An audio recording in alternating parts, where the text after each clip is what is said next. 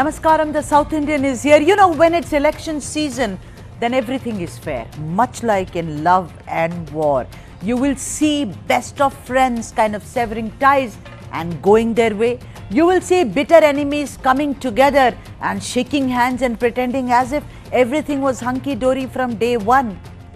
The election is knocking at our doors. Lots of alliances, seat sharing, who's getting what, who did not get what they deserved, etc., etc., etc. It's up in the air and one of the most exciting times indeed. Please accept Indian elections are like a festival. There is color, there are emotions, lots of drama. Today, our focus is going to be on Andhra Pradesh. That's what we are discussing. TDP-JSP-BJP combined.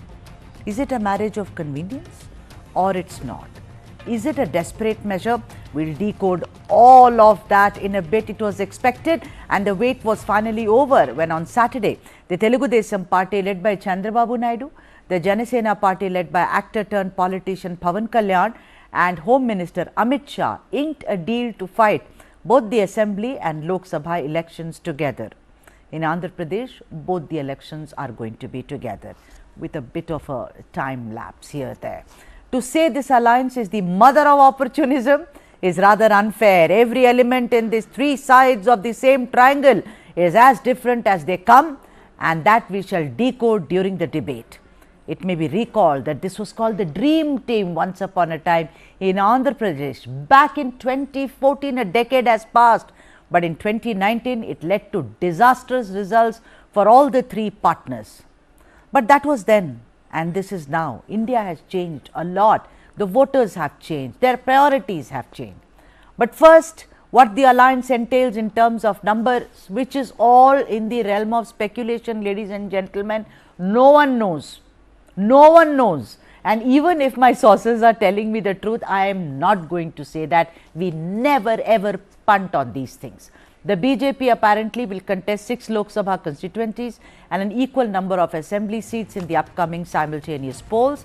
The Jana Sena Party, which is already in alliance with the BJP, will seek a mandate from 2 Lok Sabha and 24 assembly segments, while the TDP plans to field candidates in 17 Lok Sabha and 145 assembly segments. Now, Andhra Pradesh had 25 Lok Sabha and 175 assembly seats. But then, like I said, let's wait and see what unfolds when the final announcement is made. It's signed and it is sealed finally. Almost 6 years after it walked out of the NDA, after the BJP government did not grant Andhra Pradesh special category status, or what is called SCS, the Telugu Desam party on Saturday returned to the BJP-led alliance, and many say it's actually a last-ditch effort for survival. Babu had said as much in a very emotional appeal to voters, and I'm quoting him here, this, that is 2024, will be my last election if the TDP is not elected to power.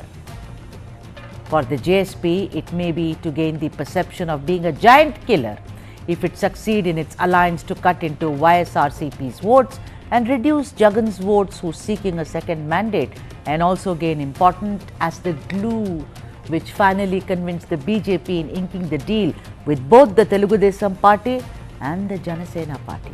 So far as the BJP is concerned, the party has a minuscule presence in Andhra Pradesh. In the 2019 Lok Sabha elections, it drew a blank and polled just 0.98% of votes, which is so closer to Nota actually. But when it was in alliance with the TDP in 2014, the BJP garnered a little better, 2% of the votes, and won 2 Lok Sabha seats. Let's not forget that all the three entities are not greenhorns and in themselves are larger than life personalities. Chandrababu Naidu, who was CM of undivided AP and a force to reckon with, power star Pawan Kalyan, who can still actually garner a lot of crowds, and the BJP led by Prime Minister Modi, who has avowed to get 400 plus seats this time around. Ab ki baar 400 par is what is being said. Let's debate, ladies and gentlemen, and understand if the three sides of the triangle shall shake the ground in Andhra Pradesh or maybe be a damp squib, as it were. Let me now introduce the guest on the show, K.S. Prasad, who is a political analyst, Anurag Naidu, who's also a very well-known political analyst, Bhanuchandar Nagarajan, political analyst, Roydin Roach, who's also a political analyst. So, welcome to all of them, and I've just been told that Anurag Naidu will join us in a bit.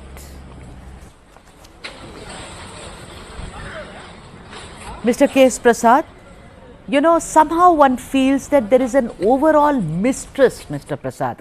I know that when alliances are signed, it's not that all of them have been best friends forever. But you know, look at, there is a political shadow on the mistrust. For instance, Kalyan, who launched the JSP in 2014, initially extended support and campaigned for both TDP and BJP. They formed the government, winning 106 out of 175 seats. However, suddenly the GSP left the NDA in 2016 after the TDP accepted a special package. Then TDP also left the alliance in 2018. So do you think that this alliance is built on mistrust, Mr. Prasad, which is not a good way to start? Would you agree or you would disagree with me? Mr. Prasad. Good evening, ma'am, and good evening to the co-panelists and good evening to the viewers. Ma'am, it's very clear and evident that they cannot have a battle as far as an individuals are concerned against YSRCP and Mr. Jagannath Reddy. So then, all of a sudden, out of the box, this Pawan Kalyan has started his politics without having any share, and he decided to do, and he wants to align with the TDP. That's his call. And without having any concern with BJP, he started his alliance with the TDP. That particular scenario, BJP has no option left to take the obligation of TDP. Because in the last NDA conclave, they didn't even bother to call, even though the legacy of TDP and Mr. Chandrababu Naidu has happened to be a convener for the NDA, it didn't even bother to call him for the NDA conclave. And apart from all that, there are 27 parties alliance in which nobody doesn't have a face and never even seen the parliament and Rajya Sabha in their lifetime, even after they got the tolerance, but apart from Telugu Desam. All of a sudden, because of the considerations of TDP along with the JSP, or the obligation been entertained by BJP, today they started alliance as if they have no option. Because the party which has having a vote bank of 0.84 and they are fighting with Nota in Andhra Pradesh, and they doesn't have a face in Andhra Pradesh. And as far as two national parties are concerned, they don't give anything as far as Andhra Pradesh is concerned. At the time of 2014, when the state got parted from Telangana and Andhra Pradesh, the Vibhajana Hamis are concerned, nothing even considered by Congress, which they are not even bothered to put in paper. And BJP, the time Venkaiah Naidu and Arun Jaitley categorically said, next time the government will come from BJP and we know how to take care of it. They didn't even bothered for last 10 years. And all of a sudden, they started partying with Telugu Desam, and we were all in false illusion that these people will definitely take care as far as the newborn baby Andhra Pradesh is concerned. The experience and so according to you, Mr. Prasad, this is a no-go. You are saying that it does not look like a very encouraging tripartite combination. Am I right, Mr. Prasad? Absolutely. Because all right. Okay, let me come back. There are more questions I'll ask you, Roydin. I want to come to you, Roydin, and play the devil's advocate, as it were. Jagan Mohan Reddy, many pollsters are saying many things, but ultimately the people will decide. But there is a perception on the ground and from journalists who are saying that the upper caste, that is the Kammas, Brahmins, Vaisyas, and even a section of Reddys and the urban educated are rather unhappy with Jagan Mohan Reddy because they say that he has squandered away public money without really focusing on development. Do you think this tripartite combination may challenge Jagan Mohan Reddy? That is one of the questions we asked. Well, good evening, everyone. Good evening to my panelists. See, to look at it, the very fact of it is, when we talk about Mr. Jagan Mohan Reddy, we all knew he was in a situation where I do agree with you that all the upper caste people were against him, and for the way the money is being misused and the freebies being given and all. So that was one part of it, what we look at. But now, with the tri-party agreement, you can call it, the understanding that they have, Chandrababu has lost his credibility among everyone. So you can look at, first thing, let me talk to you about the minorities. There are more than 40% of minorities in Andhra Pradesh. So Seems to be with Roy Dean and yeah, go on, Roy Dean. Go on. BJP, you're going to have a big downfall for him. So I don't think that's a wise thing what he has done. Because I don't think even, see, one thing is you may be a leader, but you're a leader of the people. Without the people, you're nothing. You should have had a bit of consultation with the other people. Anurag Naidu has also joined us. Let's fix Roy Dean Roach's connection and we'll come back to that. Anurag Naidu, if I can have you on the screen. Hi, nice to have you on the show. You know, we're talking about, Roy Dean was talking about that Babu could be a tall leader. He may have been CM at one time, but it's going to be very difficult for him. You know what a lot of people are saying? You remember when Babu was in jail, everyone was very surprised that the BJP didn't open their mouth even once. No comment. It was complete silence. Every day I would wonder if anyone is going to speak. I'm talking about the central leadership, Anurag, not about, you know, there could be Purandeswari who may have spoken, you know, considering that from the BJP because they have also familial relations. But no one spoke. Now, there are a lot of experts are saying, look, this tripartite agreement is a dud. They feel that it is because of the legal cases, you know, so far as Naidu is concerned, that he is embroiled in so many legal cases that he is grinned and bore the entire thing. For the BJP, it is a no-go. We were just saying 0.98% of votes, close to Nota. They have no presence. And for JSP, it is ki main idhar jaun ya udhar jaun. Better is to project myself as the enemy of Jagan Mohan Reddy and survive. Please decode this for the viewers who are watching this.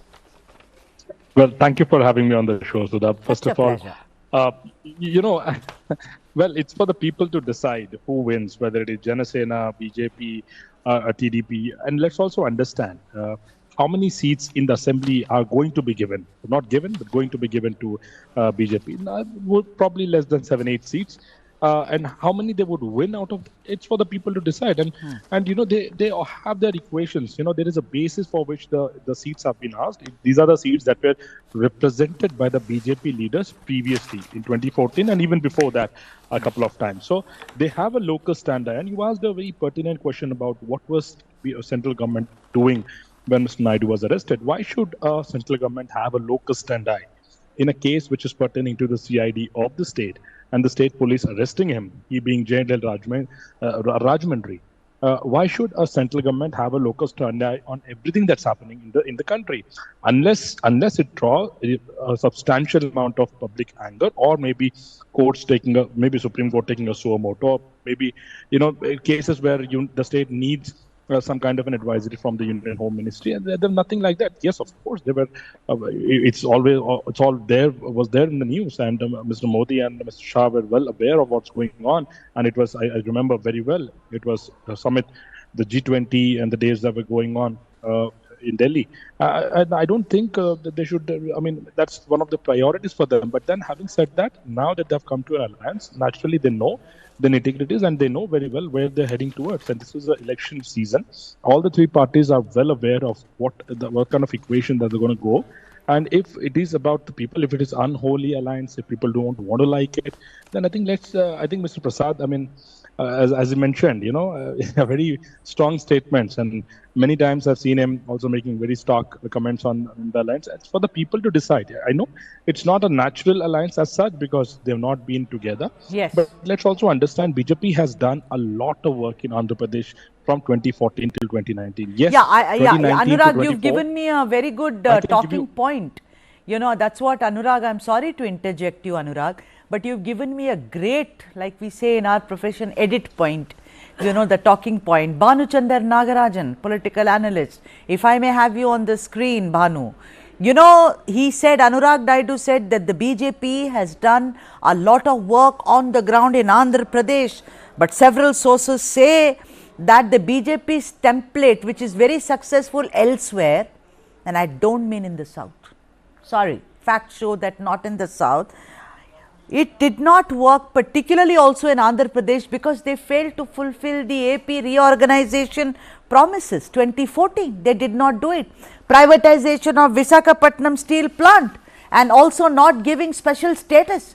The people on the ground are not going to forget it.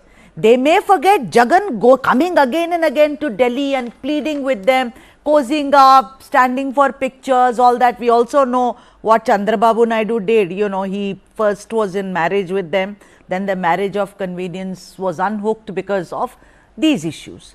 But the BJP, don't you think, is in an extremely weak wicket? The third side of this triangle, as it were, Bhanuchandar Nagarajan. A quick big picture point, Sudha, before I proceed. Andhra Pradesh is perhaps the only large state in which both the national parties are weak. The other states are Meghalaya and Mizoram, but the only large state in which both Congress and BJP are weak is Andhra Pradesh. And organizationally, for BJP, it is one of the final frontiers because it has just 1% vote share, and also it doesn't have a charismatic president like Annamalai in Tamil Nadu or previously Bandi Sanjay in Telangana. So organizationally, that is where BJP stands. But even with the 1% vote share that it had in the previous election, it is bargaining for 8 seats. What does it show? It shows that this is an exhibit A for the Modi wave and the Ayodhya wave that's all over the country. Also is the fact that the TDP is fighting for survival. And for BJP, it brings the national angle to it. The TDP brings Chandrababu Naidu's face, his performance, and also the Kamma votes with him, and also Jana Sena brings the Kapu votes. So I think it is a win-win-win situation. The triangle is well placed. And also there is a lot of allegations and a lot of weaknesses with YSRCP, right? I would categorize it as 4 C's. First is corruption. He has cases against him, and 500 crores of properties has already been taken back by the ED. Second is conversion, which is rampant in Chittoor, Tirupati, Nellore, in the Rayalaseema area, Kadapa. Third is how he bungled with the capital. I mean, he said that there will be 3 capitals and so on, and a lot of projects that were taken up in Amravati were stopped. And the fourth is the other capital, money. Yeah. Because of this uncertainty and corruption, just give me 10 seconds. Because of this uncertainty and corruption, capital entrepreneurs have not been coming up. And Jaidev Galla, you remember how he spoke in Parliament? Yes. That legitimate businesses are being Banu, I totally agree with you on one point. That the youth of Andhra Pradesh today are feeling like they belong nowhere because there is not even a capital that Jagan Mohan Reddy has decided on.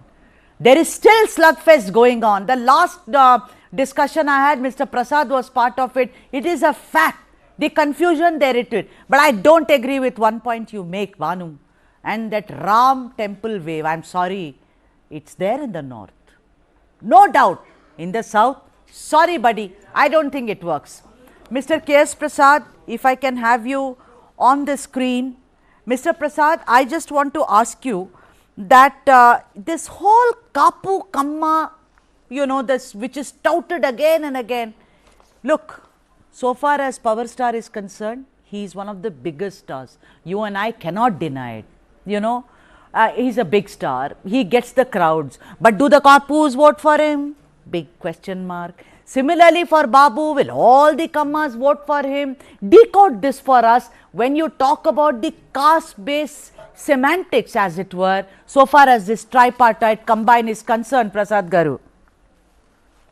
I totally agree with you. As far as the tall leaders like Pawan Kalyan, maybe Harram Jogia, maybe Mudragada, previously the legendary person like Vongaviti Ranga sir.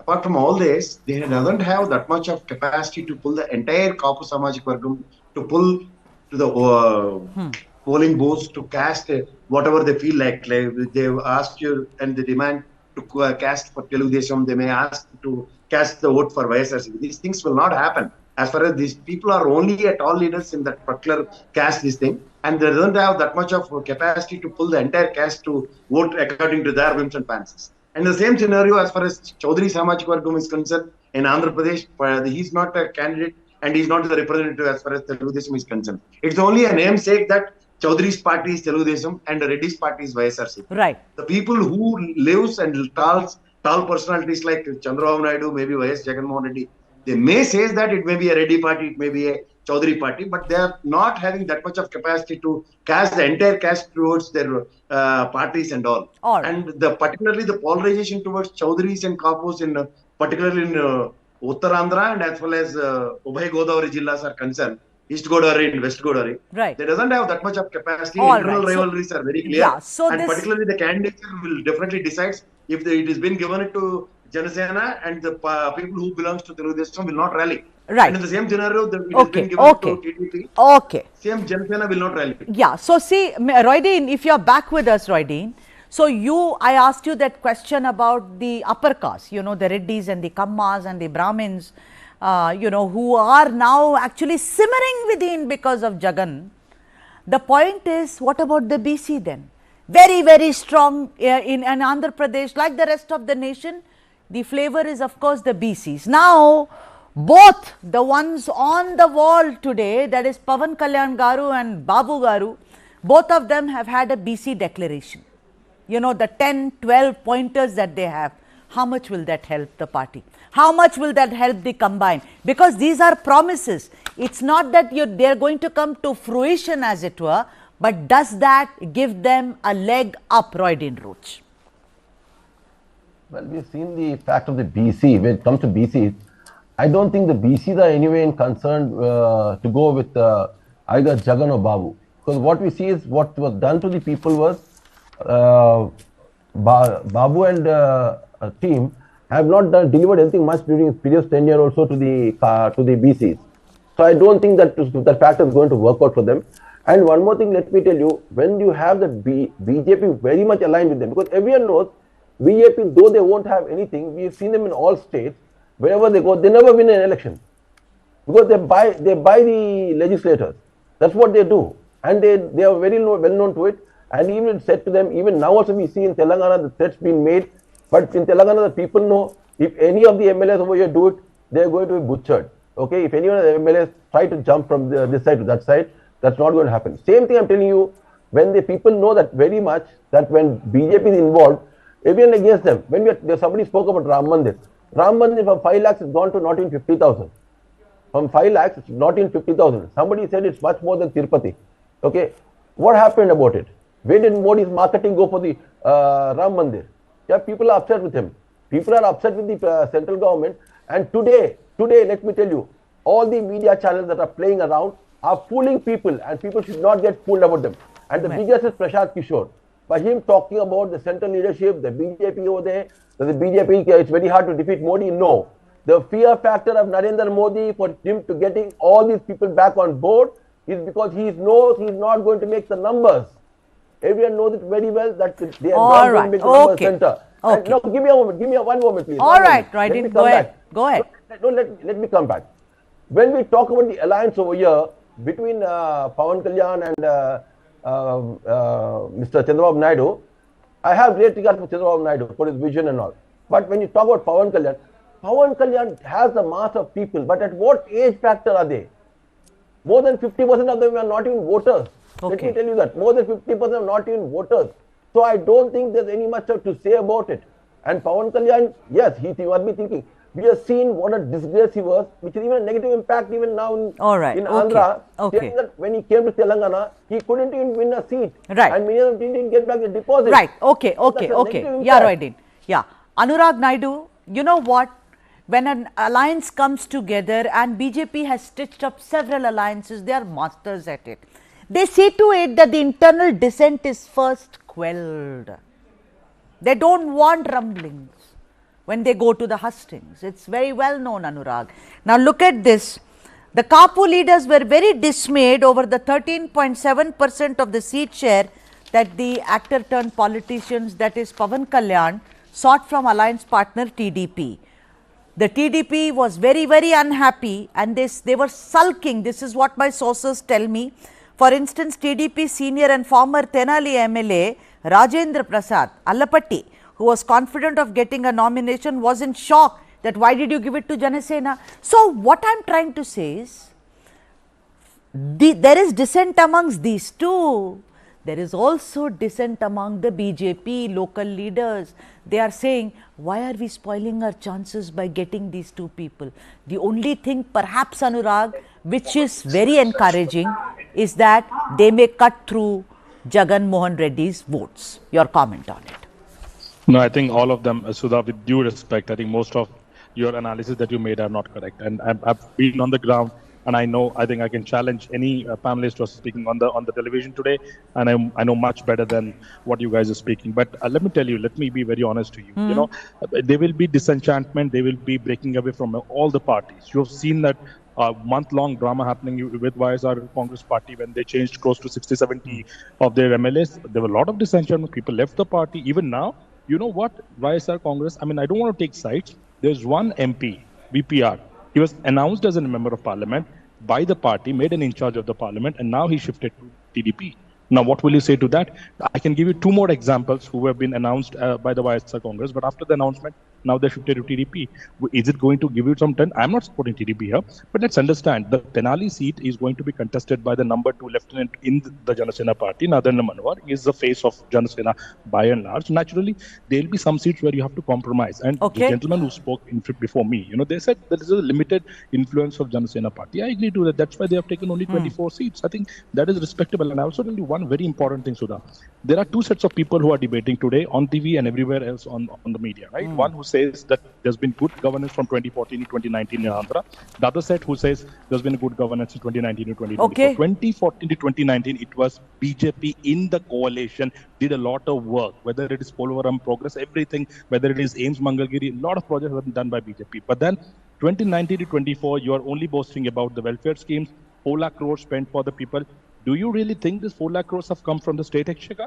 This has come directly from the FRBM loans given by the central government to the welfare of the state. All right. Do you think the BJP do not have the say in this? The social schemes that the state government is running today are also by the blessing of the central government. So why are you going to write up? And today the BJP is saying, okay, let me be in the action and then show you what needs to be done. All right. So, but we have to, like you say, the people will have to decide. The proof of the pudding is in the eating, and I think we'll have to wait. But these are the perceptions, and one has read even past history, which matters, and I mean recent political history. I have to take a break. But gentlemen, do not go away, and viewers, stay there. I'll come back and we shall take this debate forward. Start with the end in mind. You need to know where you want to reach. Every morning that we wake up, we are exercising our choice. The destiny is decided. The results are known that I'm going to win. Life of a goalkeeper is something which has always intrigued me. When you come into a stadium, this is the highest level of pressure. When I set out to do something, I decide in my mind that failure is not an option. What you feel very strongly about, those are the stories to tell. I have a mind which is absolutely restless. Mind and body are entangled sensations. That brings me back to golf. It's an amazing game. This is not a perfect game. You only learn from them. If you have a formula to a success, then you can replicate it. I feel this is my first step. I'm starting now. Winner is first born in the mind. I think, therefore I am. We are all about our mind.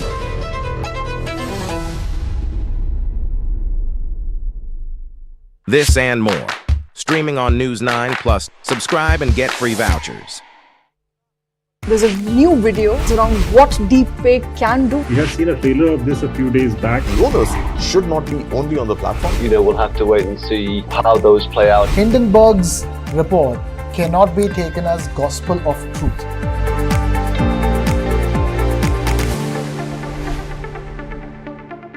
I try and convert almost everything in a kind of a mathematical formula. You should always stretch more than you can reach.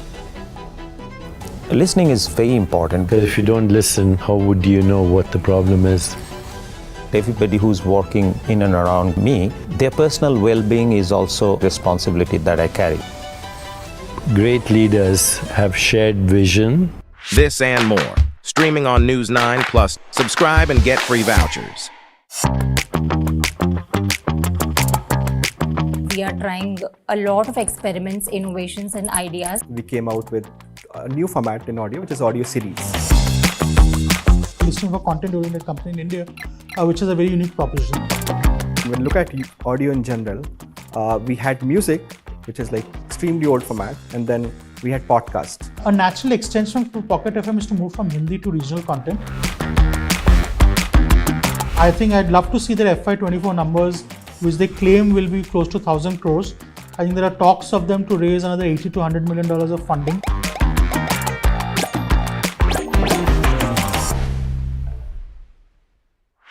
This and more. Streaming on News9 plus news is now content. Subscribe and get free vouchers.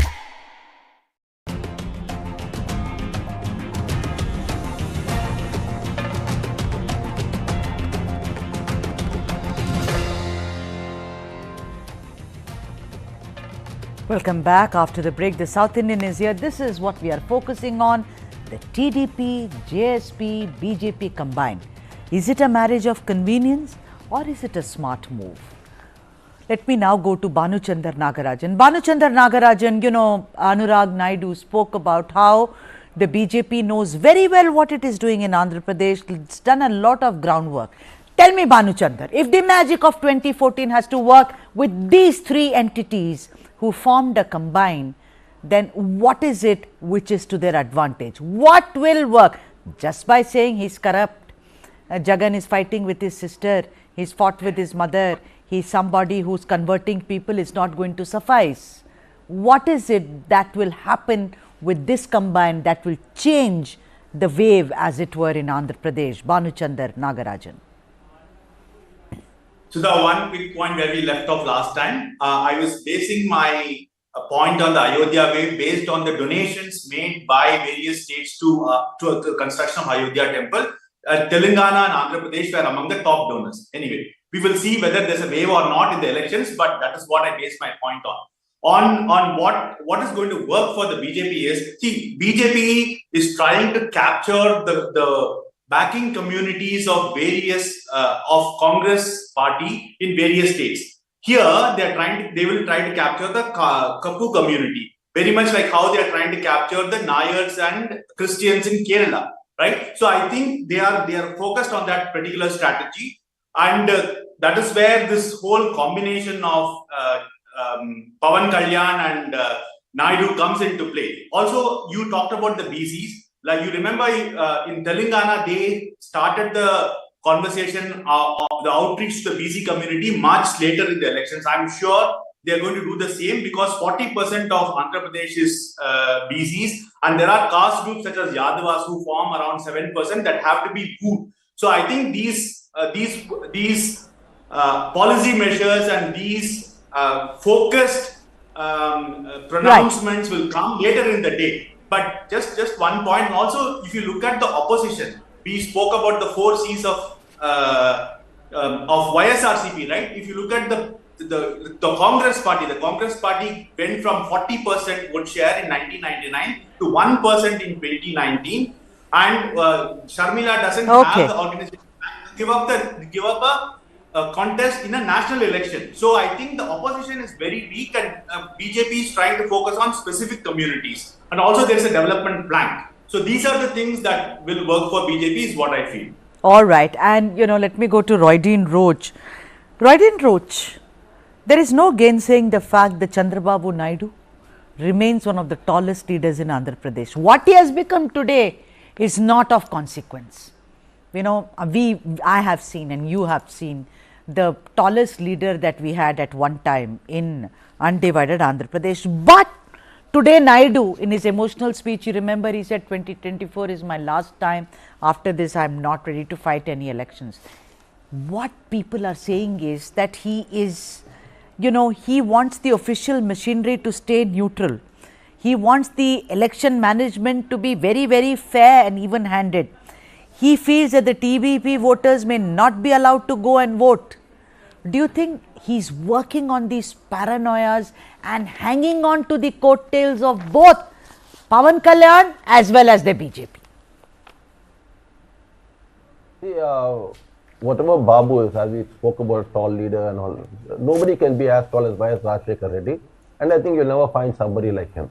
Okay, that is something which nobody can even talk about also. We cannot find a politician like him. The aspect of Babu, see, Babu damaging himself by having already has a luggage of Pawan Kalyan with him, where he has to carry. Okay, that was a limited luggage for him. The same thing when he started now with the BJP, the luggage is going to be heavier for him. So always, you see, he's a traveler. And a traveler's less luggage, more comfort. So that's what's going to that was supposed to be. So when BJP is coming in this focus, you can see many of it actually speaking. I've spoken to many of the party people for the TDP also, and who are in touch with me. They've made it very clear that they are very unhappy about what happened with the alliance with the BJP. Already they have started to accept Pawan Kalyan's alignment, but when it came to the BJP into it, people are not happy at all. They were not at all happy. Even the people saying, now I'll tell you one more thing, don't be surprised, and you'll see the number of people joining the Congress. You will see a lot of people joining the Congress because there's an underground momentum happening there, which you have people. Congress has lots of leadership but never lost its cadre. Okay. So you'll find a lot of people moving into the Congress over there. And that's happening. We already seen, and we know secretly also how many of the presidents sitting in ministers also, including the ministers are interested in joining the Congress. Even the ex-ministers are interested. We have people from the TDP also interested in joining the Congress once the tickets issue started, because people want to contest and see when you're a winning horse, you're a winning horse, it doesn't matter on which turf you run. So they are not bothered about it. So there are people who are willing to join the Congress. I like this debate because there are half who say this will work and there are right in like you say that it is not, because I also there's a question because mark. You look at the minorities. You first look at That's what I'm going to ask Bhanu Chandar. Exactly, Roydin. You got it. You nailed it. Bhanu Chandar Nagarajan, the last 2 minutes are yours. What about the minority votes? This combine, you know that there is a substantial minority vote in Andhra Pradesh. With this kind of a combine, you say BJP is going to work on Rama wave. What is going to happen to the minority vote, sir?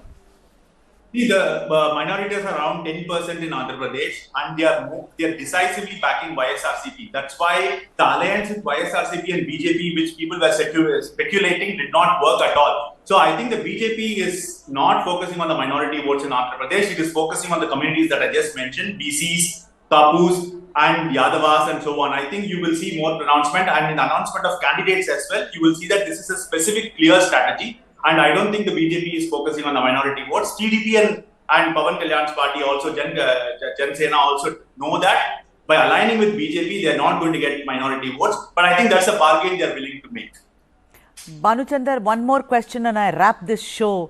Do you think that this combine will be remembered as a spoiler only, not as somebody who made an impact? There are parties who are spoilers in Indian politics. Quickly. In 2014, YSRCP scored 8 seats in Telangana. I think if it repeats that in 2024, where the NDA won 17, I think they will be in a substantial majority, right? So I don't think you can call it a spoiler. But we will have to wait and see how it pans out. Very interesting contest. But I think it's advantage NDA from now. All right. And on that note, thank you very much, Roydin Roach, Bhanu Chandar Nagarajan, Anurag Naidu, and also Mr. K.S. Prasad. Thank you indeed for joining us on the first debate on this show called The South Indian. And I'm coming back with yet another one. It's about making an amendment to the Constitution. That's not new, but some people make it very controversial. Wait, and I'll be back.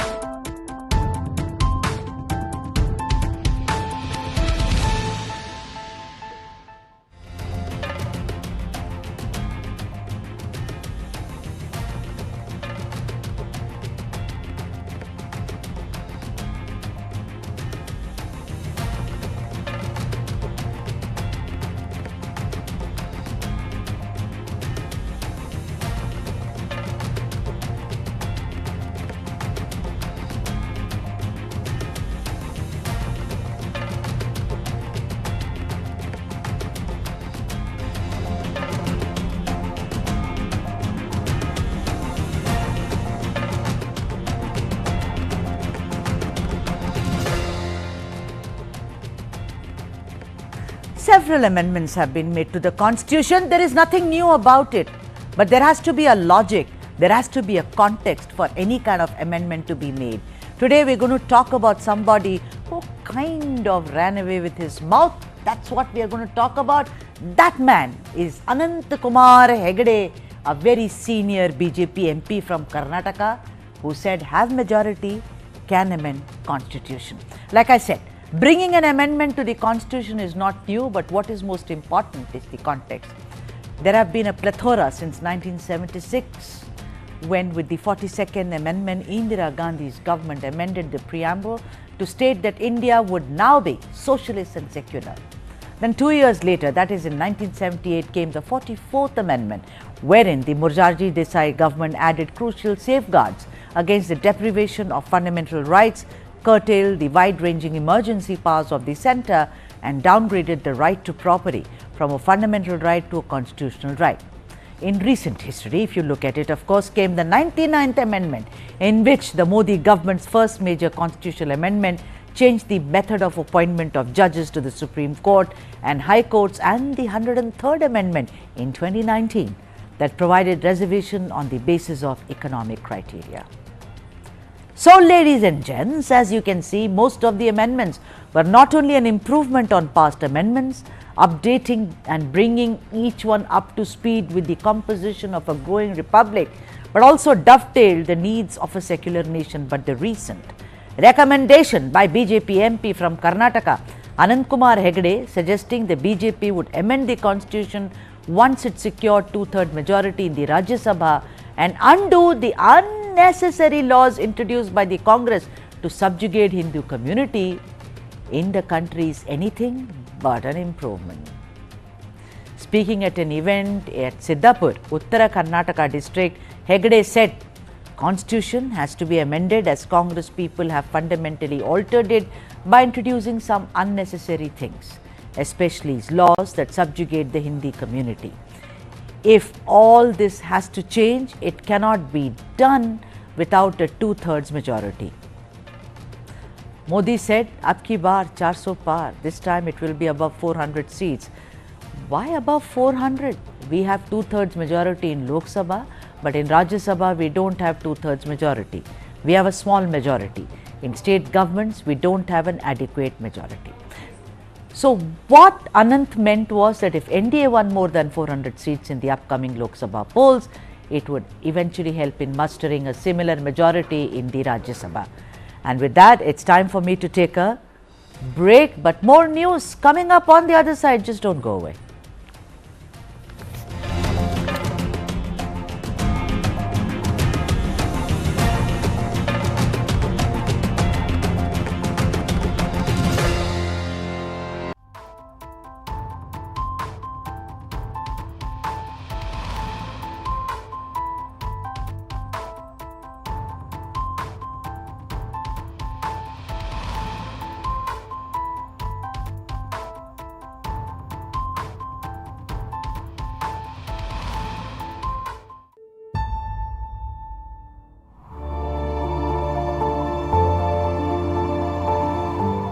True way, Annapurna protected me.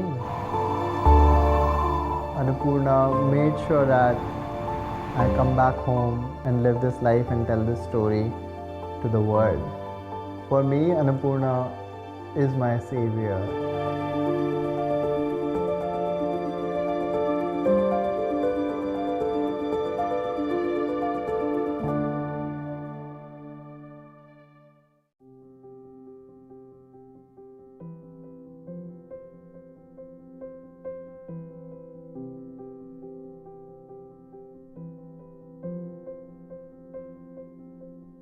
I'm Anurag Malu and I'm a mountaineer, and I've been told that perhaps in the history of mountaineering, I'm the only person that has survived 72 hours inside the crevasse. In college days, I had a chance to stumble across this person called Robert Swan, who walked to both the poles, and he became the first person to walk to North Pole and South Pole. When I heard his journey and story, that inspired me so much. during that time I also wanted to do mountaineering course, but I knew my family during that time won't support me for mountaineering. So I waited because I knew that mountaineering is an expensive sport. Then in 2013 I went on this Inspire International Antarctic expedition, and that solidified that I knew that I want to climb mountains, but then I got busy in life like everyone else, and I was just traveling almost every week outside India, so I never had a chance to focus on mountaineering. So when COVID hit, that's where mountaineering actually started in my life in true sense. I joined this triple pass challenge that was led by Bachendri Pal ma'am, and I had a chance to spend 3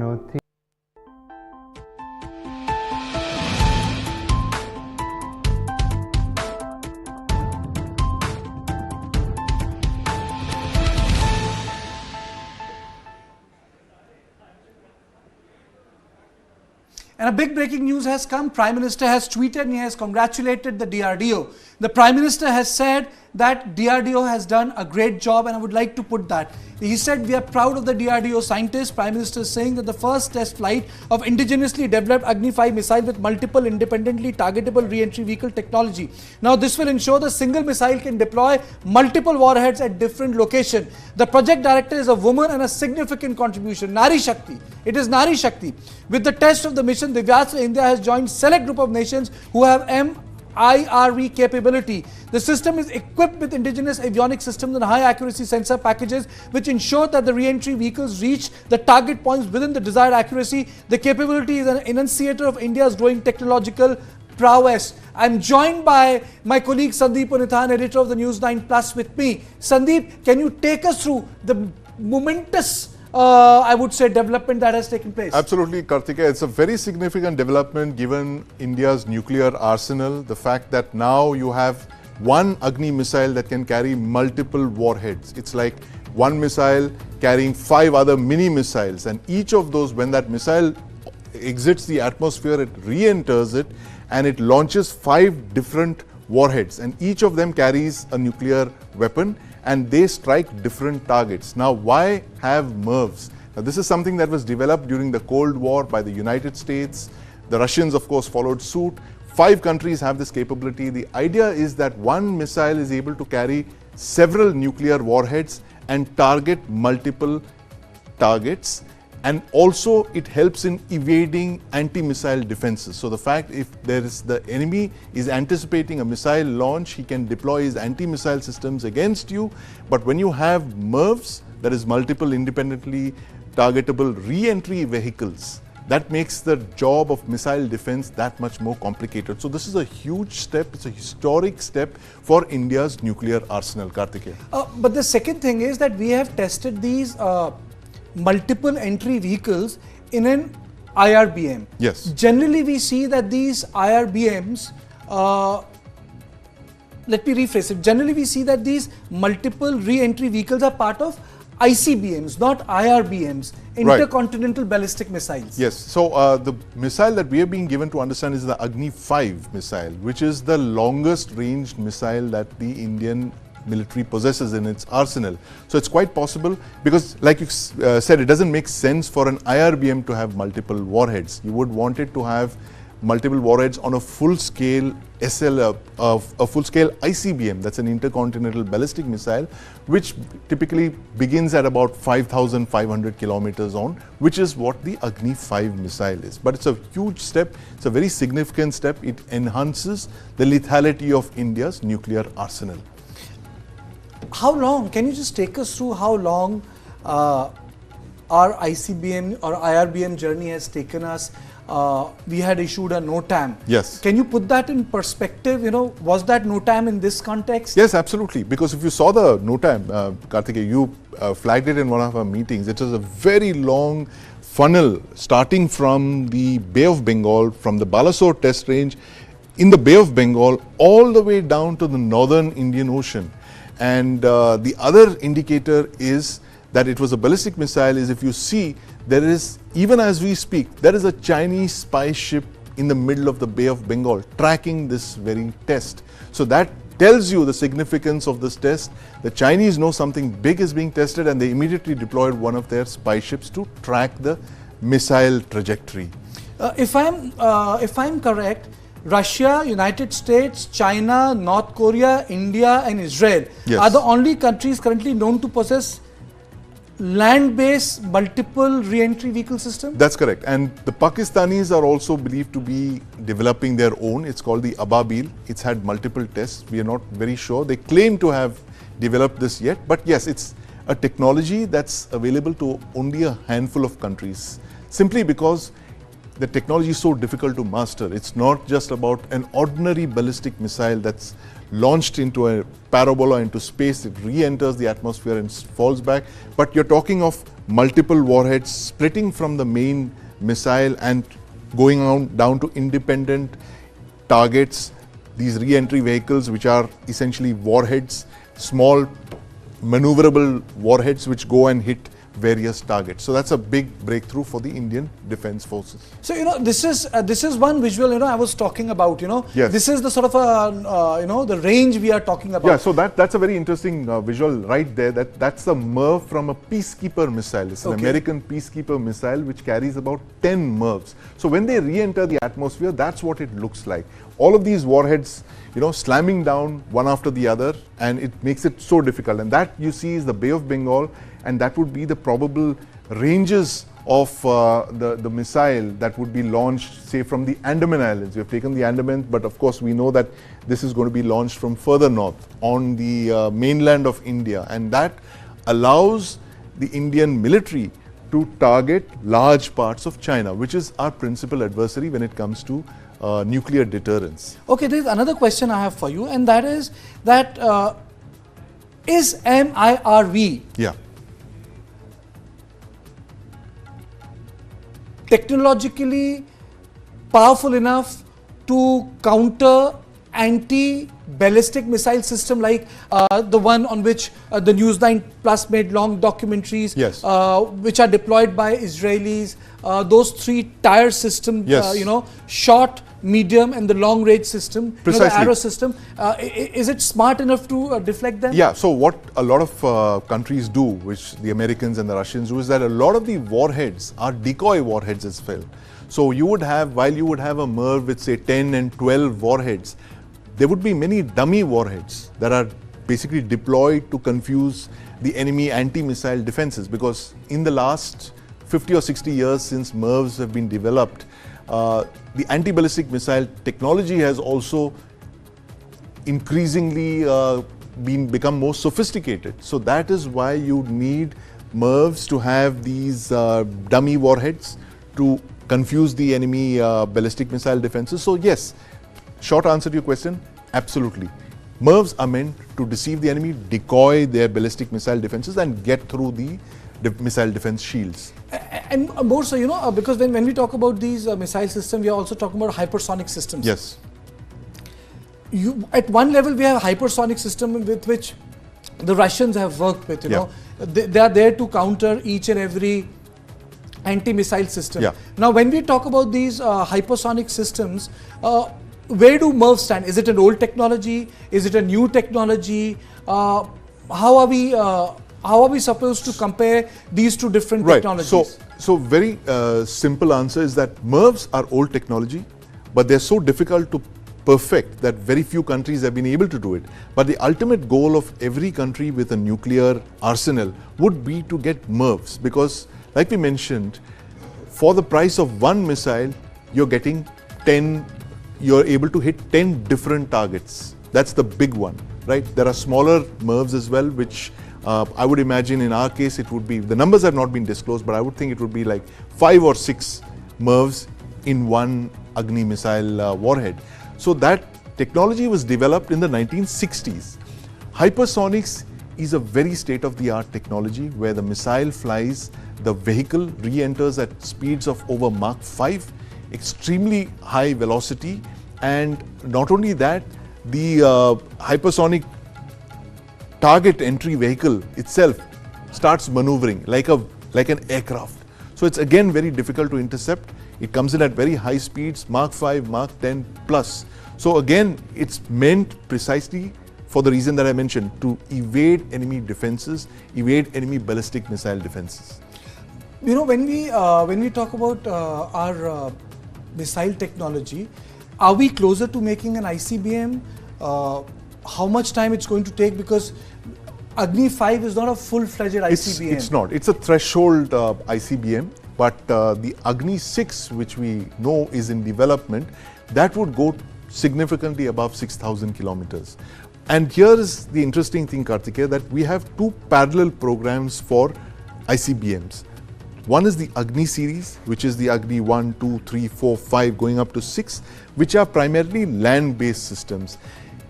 Parallelly, you have underwater launched missiles, which are the K series missiles, which are the K-15, the K-4, the K-5 and the K-6. These are smaller missiles, lighter, which are carried by submarines and are launched from under the water. But both essentially do the same job. They both carry nuclear warheads. They're both meant for deterrence. Both are second strike weapons, and in the case of the submarine, which is what the Arihant class and its sister ships are, they are meant to be undetectable second strike launched platforms. But that is the K series missile. What we are hearing here, what the Prime Minister has mentioned today, is the Agni missile, which is primarily a land-based missile. It's launched from either a rail car or a multi-wheeled cross-country vehicle. So it's launched from either rail or by road. You know, I think it's a you know, before I call off the break, you know, it's a milestone. You know, it's a milestone in the sense that this missile can actually. Let me just explain this. You know, this is something very, very important. Now, what's happening is that it is telling us that from these are the multiple warheads. You know, let me just explain this visual. One missile has the capacity to go more than 5,000 kilometers, and one missile will have the capacity to target multiple targets. And the lines, can we show the other visual? Can we show the other visual? You know, those are basically the visuals which show that multiple targets can be hit. So I think it's a big development. It's a big day for the Indian missile technology. It's a big announcement that the Prime Minister has made. Any more development on the story, both me and Sandeep Punithan will be back. But it's time for a short break. Don't go away.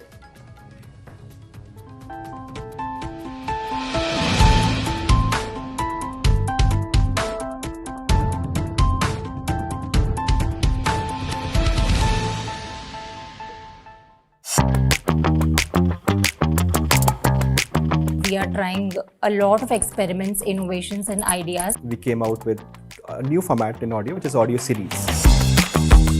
Listening for content-oriented company in India, which is a very unique proposition. When you look at audio in general, we had music, which is like extremely old format, and then we had podcast. A natural extension for Pocket FM is to move from Hindi to regional content. I think I'd love to see their FY24 numbers, which they claim will be close to 1,000 crores. I think there are talks of them to raise another $80 to $100 million of funding.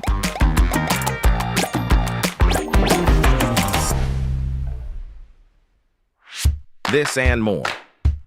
Streaming on News9 plus news is now content. Subscribe and get free vouchers.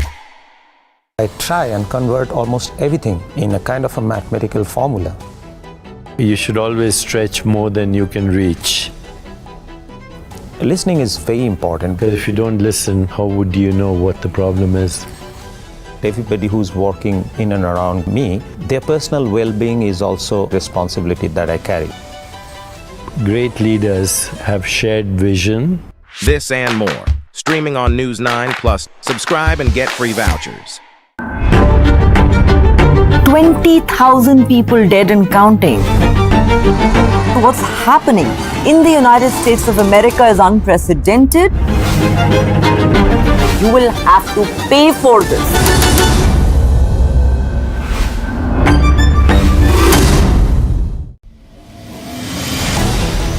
Why is the state not looking at putting an embargo on that?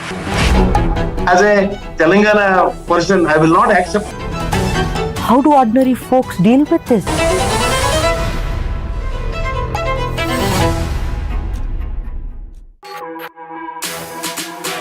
जानना है तो देखिए, समझना है तो सुनिए, सीखना है तो पूछिए और कमाना है तो खरीदिए। जानकारी, सलाह और निवेश सब एक ही सुपर ऐप पर। पैसे का सवाल है तो जवाब है Money9। आजादी पैसे की, अभी डाउनलोड करें। There's a new video around what deepfake can do. We have seen a trailer of this a few days back. Donors should not be only on the platform. We'll have to wait and see how those play out. Hindenburg's report cannot be taken as gospel of truth.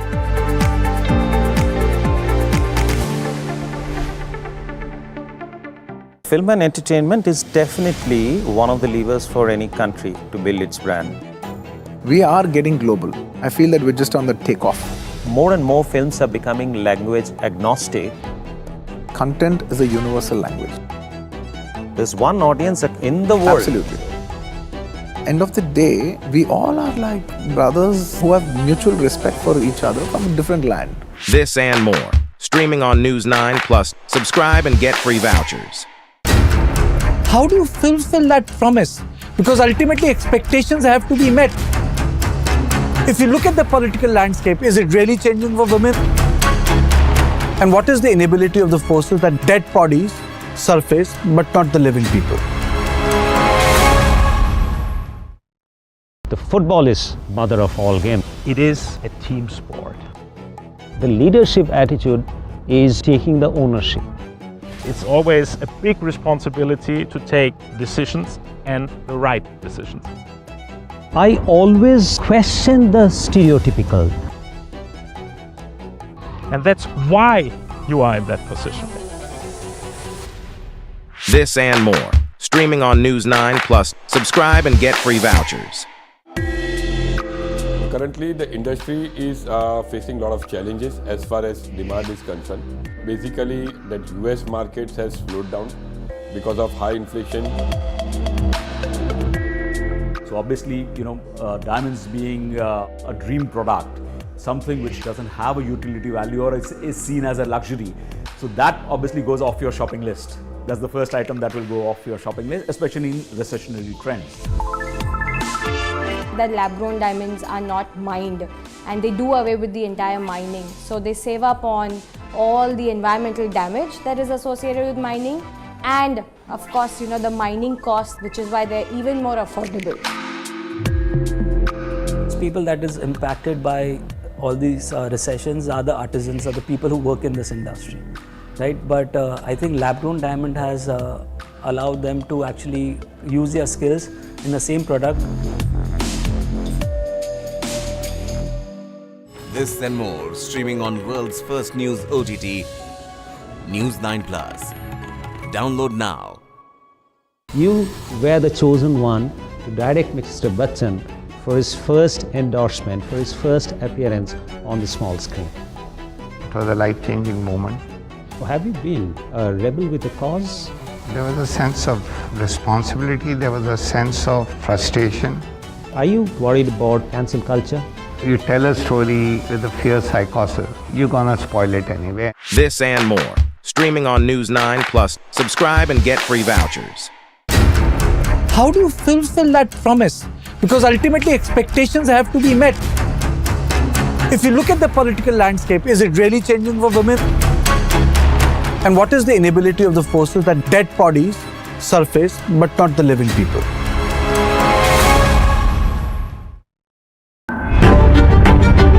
$20,000 people dead and counting. What's happening in the United States of America is unprecedented. You will have to pay for this.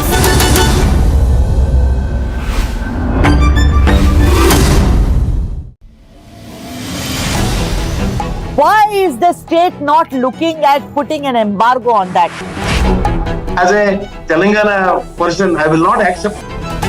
How do ordinary folks deal with this?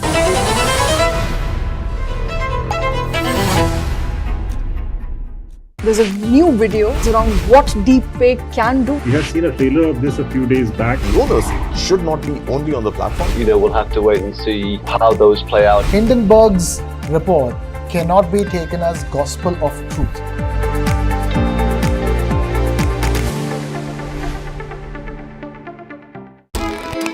A defiant performance by Ten Hag's men. Now standing at 7 feet 4 inches, Satnam Singh is making his way into professional wrestling. We are getting more good news for India.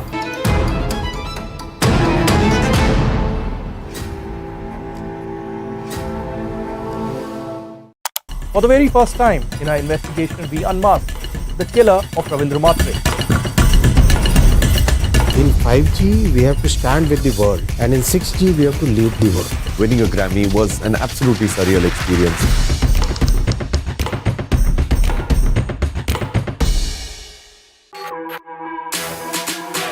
जानना है तो देखिए, समझना है तो सुनिए, सीखना है तो पूछिए, और कमाना है तो खरीदिए। जानकारी, सलाह और निवेश सब एक ही सुपर ऐप पर। पैसे का सवाल है तो जवाब है Money9। आजादी पैसे की, अभी डाउनलोड करें। Film and entertainment is definitely one of the levers for any country to build its brand. We are getting global. I feel that we're just on the takeoff. More and more films are becoming language agnostic. Content is a universal language. There's one audience in the world. Absolutely. End of the day, we all are like brothers who have mutual respect for each other from a different land. This and more. Streaming on News9 Plus. Subscribe and get free vouchers. We are trying a lot of experiments, innovations and ideas. We came out with a new format in audio, which is audio series. Listening for content-oriented company in India, which is a very unique proposition. When you look at audio in general, we had music, which is like extremely old format, and then we had podcast. A natural extension to Pocket FM is to move from Hindi to regional content. I think I'd love to see their FY24 numbers, which they claim will be close to 1,000 crores. I think there are talks of them to raise another $80 to $100 million of funding.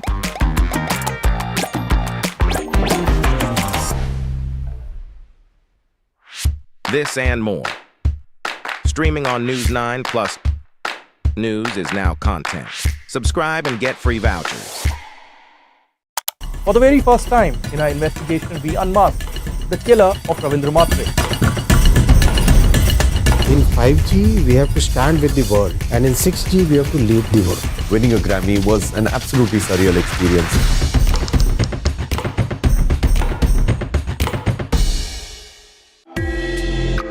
Currently, the industry is facing a lot of challenges as far as demand.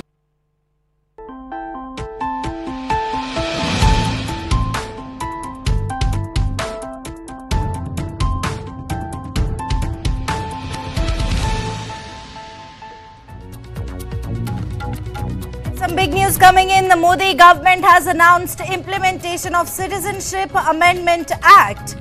Do remember, it was an integral part of BJP's 2019 manifesto. This will pave the way for the persecuted to find citizenship in India. It's a big move before the 2014 general elections. Let's go across to my colleague Brijesh, who joins us live from the newsroom on more on this. Brijesh, it's a massive news. They're coming in, of course, on expected lines.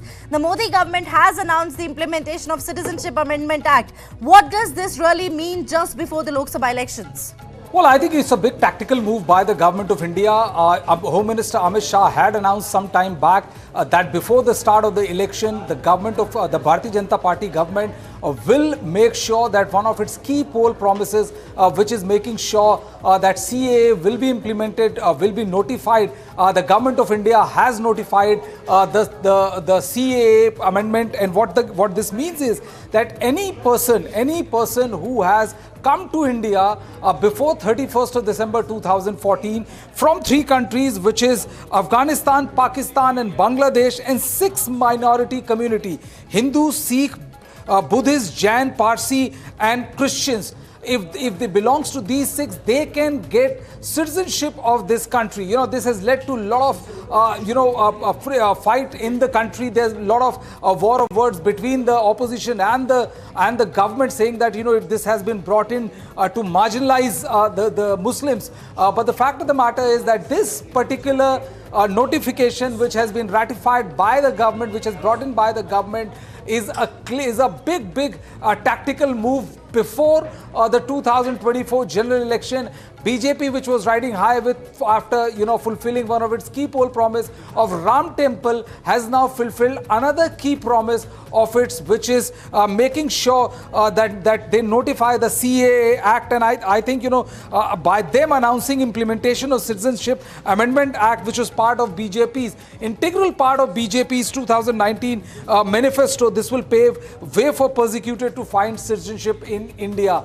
This is for people who have migrated to the country before 31st of December 2014 and comes from 3 particular countries and belongs to 6 minority communities. I'll repeat it again for you. Any people who have crossed over to India before 31st of December from Afghanistan, Pakistan and Bangladesh, and if they belong to 6 minority community: Hindu, Sikh, Buddhist, Jain, Parsi and Christians, then they are likely to get the citizenship of this country. Though this has led to, as I said, massive war of words between the Congress, between the Trinamool Congress and other important political parties with the government. But with this implementation of notification, the government has fulfilled a major political promise it had done in its 2019 manifesto. Neha? There's an argument put forth by the critics that, CAA discriminates against certain religious groups. How do you really see this argument? Well, there is talk that that this is, if you look at under section 21, which calls for that all Indians are equal. It violates at the very premise of that particular argument, and that is the reason why several Muslim groups they have approached the apex court, and there have been approximately a few hundred petitions which have been put before the apex court to decide on whether there is a validity of the CAA or whether the CAA should be struck down. They say that this violates the fundamental right to equality and dignity of illegal immigrants under Article 14 and 21 of the Constitution. And they are saying that their primary challenge against CAA is based on Article 14. So this is, a very sticky wicket on which many of the petitioners have approached the apex court. They are hopeful that the judgment will go their way. But as we speak, the big breaking news of the day, Neha, is that the government has notified CAA, which was one of the government's key point as far as the manifesto of 2019 is concerned. Brijesh, this is bound to have an impact on the impending elections, isn't it? We had Ram Mandir and now we have CAA. Well, yes, the government is also very, the party is also buoyed by the fact, and if you look at the kind of responses which is coming in from Bharatiya Janata Party and various other quarters, they are buoyed by the fact that finally something which they have been asking for has been completed. Their argument is that why are you only looking at Muslims, and why would any Muslim living in these 3 countries would want to come to India and live in India? And they say that that other minorities like Christians, Buddhists, Jains and all, they are all accommodated under this CAA. So all the criticism which is being put forward by the Muslim bodies when they have approached the apex court is on very flimsy and thin ice. But it's a big development, as I'm saying, as far as the 2024 general election is concerned. The BJP is going to take this announcement to the town and present Modi as someone who fulfills his promises. As one of the key slogan which is doing the round, that Modi hai to mumkin hai, and other political slogans which are being coined by BJP, Modi ki guarantee. and so on. So this particular notification will add it to that list of which the BJP, the Prime Minister has guaranteed, and then they have delivered on that guarantee. So it's going to be a big electoral plank, Neha, in 2024 general election. Continue to stay with us. In fact, let's quickly tell our viewers what is Citizenship Amendment Act. For the benefit of those who do not know, right on your screens, it's a fast-track citizenship for persecuted minority groups of Pakistan, Afghanistan and Bangladesh. The Citizenship Amendment Act was passed in the Parliament on the 11th of December 2019. 6 minority groups identified are Hindus, Jains, Sikhs, Buddhists, Christians and Parsis. Changes the definition of illegal migrants.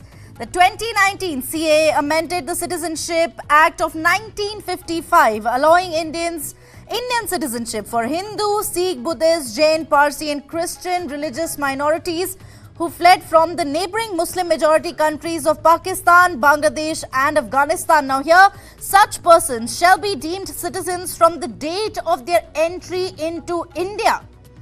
Do remember that it was an integral part of BJP's 2019 manifesto. All legal proceedings against them in respect of their illegal migration or citizenship will be closed.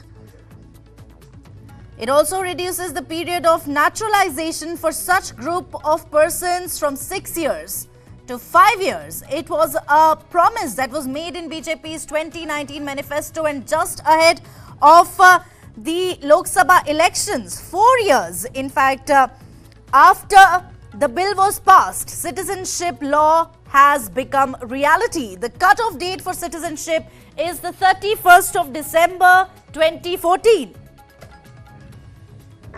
OCI card can be cancelled if they violate local laws for major and minor offences and violations.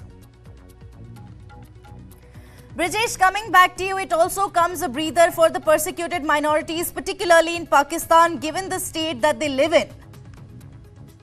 Well, I think, the cutoff period for this rule to be applied for an individual is 31st December 2014.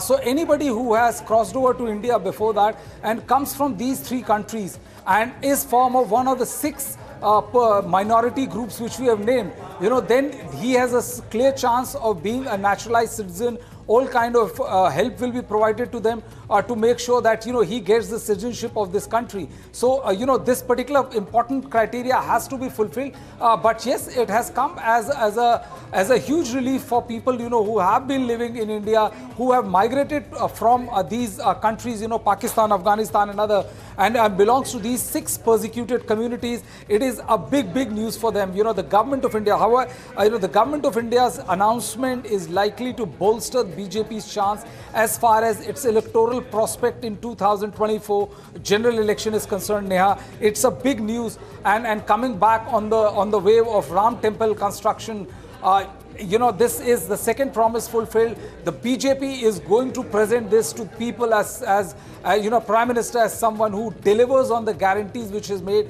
BJP is a party which delivers what promises, because if you look at the kind of campaign we have been seeing, these are the 2 cornerstones of the BJP's push for 2024 election is concerned, and CAA remains one of the key agenda as far as the Bharatiya Janata Party is concerned. Neha?